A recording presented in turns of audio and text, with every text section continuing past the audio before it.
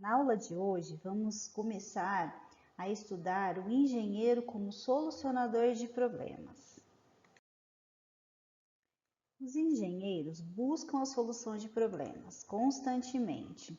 É impossível ensinar uma técnica específica que sempre levará à solução de um problema. As situações são diversas e a maneira de se solucionar também diferencia de caso a caso. A única forma de aprender a solucionar problemas é resolvendo-os. Um problema é uma situação enfrentada por um indivíduo ou grupo de indivíduos para a qual não há uma solução óbvia.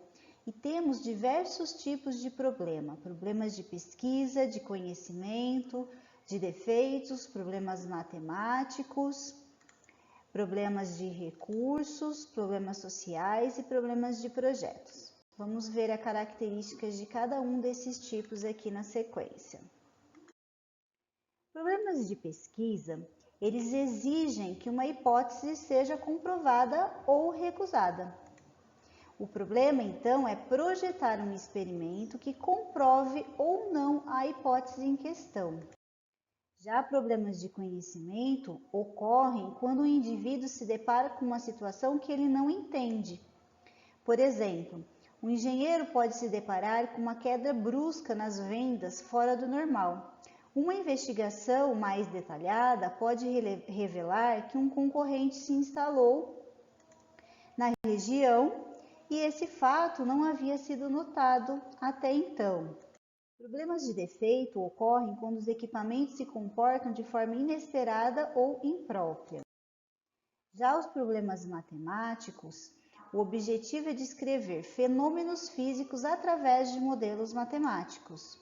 O engenheiro deverá provar um fenômeno físico através de teoremas e algoritmos. Problemas de recurso ocorrem quando há as limitações de recursos, e esses recursos podem ser o tempo, dinheiro, pessoal, equipamentos. Então, os engenheiros eles devem realizar o seu trabalho apesar dessas limitações de recursos. Os problemas sociais podem afetar os engenheiros de diversas formas. Por exemplo, uma fábrica pode estar localizada em uma região onde há escassez de mão de obra especializada. Então, cabe ao engenheiro a responsabilidade por programas de treinamento dessa mão de obra que deve ser especializada. Problemas de projeto são o coração da engenharia. Sua solução exige criatividade, trabalho em equipe e conhecimento amplo. Um problema de projeto deve ser adequadamente colocado para que seja possível sua solução. Existem alguns procedimentos para solucionar os problemas. Primeira coisa seria a identificação do problema em si. A partir daí, uma síntese seguida da análise, da aplicação e da compreensão. Então, vamos ver o que significa cada uma dessas etapas aqui. A direção de uma montadora de automóveis pode ter consciência de estar perdendo sua fatia no mercado. Ela desafia a equipe de engenharia a projetar um automóvel revolucionário para recuperar as vendas perdidas. Então, o problema identificado seria perder a fatia de mercado. Então, o que a empresa gostaria que acontecesse? Que os engenheiros desenvolvessem um automóvel revolucionário. Então, aqui o problema foi identificado. Na síntese, as partes são integradas para formar o todo.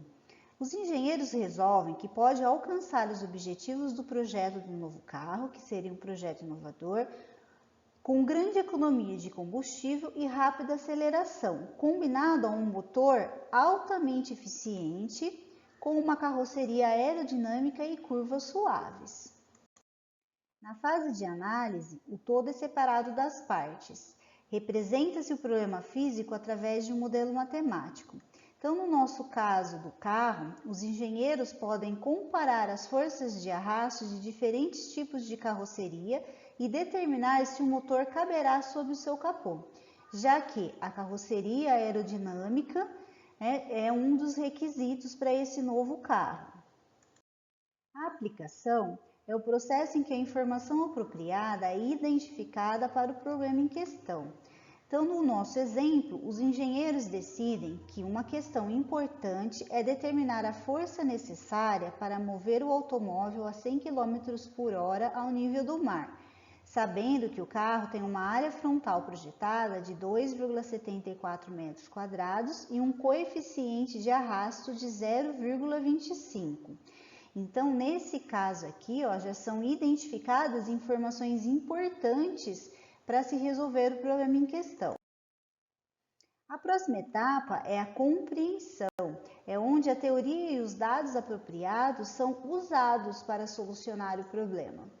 Então, no nosso exemplo, os engenheiros determinam que a força de arrasto F no automóvel pode ser calculada usando a fórmula F igual a 1 sobre 2CD PAV ao quadrado, onde CD é o coeficiente de arrasto, P é a massa específica do ar em quilogramas por metro cúbicos, A é a área frontal projetada em metros quadrados, V é a velocidade do automóvel em metros por segundo e F é a força de arrasto em newtons. Então aqui, notem que eles já identificaram como que eles podem calcular aquela força de arrasto que foi definida anteriormente, que era importante de se calcular. A partir dos dados, a força necessária para superar a resistência do ar é de 190 newtons. Então, eles conseguiram chegar nesse valor através dessa equação. Existem algumas aptidões para a solução de problemas. Então, agora, depois do que a gente viu até aqui, podemos dizer que solução de problemas é um processo em que o indivíduo ou equipe aplica o conhecimento, a competência e a compreensão do problema para alcançar um resultado desejado em uma situação desconhecida. E essa solução do problema é restringida por leis físicas, do direito, leis econômicas e pela opinião pública. Algumas características para se tornar um bom solucionador de problemas. Primeiro é o conhecimento, que inicialmente é adquirido na faculdade ou na universidade e posteriormente no ambiente de trabalho, com a realização do mesmo. Uma segunda característica é a experiência para aplicar sabiamente esse conhecimento que foi adquirido. As aptidões de aprendizagem para adquirir um novo conhecimento também são importantes. Motivação para enfrentar problemas difíceis e aptidões de comunicação e liderança como para coordenar as atividades em uma equipe. A criatividade não é o processo em que a solução de um problema salta à nossa frente, mas um processo em que inúmeras pequenas partes do todo são solucionadas, até que o produto final esteja pronto. A aptidão para solucionar problemas resulta de talento inato, treinamento e muita prática. Para muitos engenheiros, grande parte da motivação da vida vem do sentimento que experimentamos quando solucionamos um problema particularmente difícil. E existem algumas estratégias para a solução de problemas. Então, pela estratégia do Polia, a gente precisa entender o problema, elaborar um plano estratégico, executar o plano e verificar para ver o que aconteceu, se os resultados foram atingidos. Segundo o Woods e outros, é necessário definir o problema e pensar sobre ele, planejar, executar o plano e verificar. Já para Bransford e Stein, é necessário identificar o problema, defini-lo e representá-lo, elaborar estratégias possíveis, aplicar essas estratégias, verificar e avaliar os efeitos de suas ações.